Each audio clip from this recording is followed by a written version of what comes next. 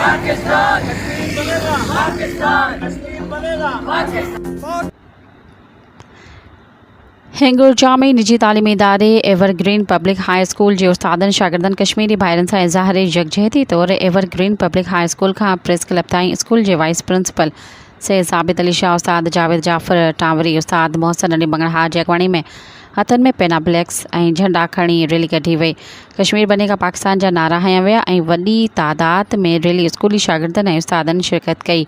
Rally में मौजूद evergreen public high school जे wise principal Syed साबित अली शाह, उस्ताद जावेद जाफ़र टांवरी ऐं ॿियनि उस्तादनि मीडिया सां ॻाल्हाईंदे चयो त असांजे कश्मीरी भाइरनि सां इंडियन आर्मी ज़ुल्म करे रही आहे। कश्मीरी भाइरनि खे आज़ादी ॾिनी वञे त जीअं हू हक़ ॾिनो वञे, जीअण जो हक़ ॾिनो वञे। कश्मीर में जेको ज़ुल्म ऐं बर्बरियत थी रही आहे, कश्मीरी भाइरनि पंहिंजे घरनि में क़ैद आहिनि।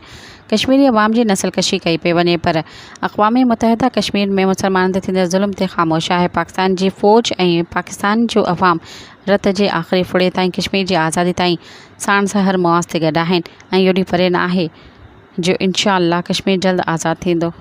मतलब क्या? ला इलाहा इल्लल्लाह।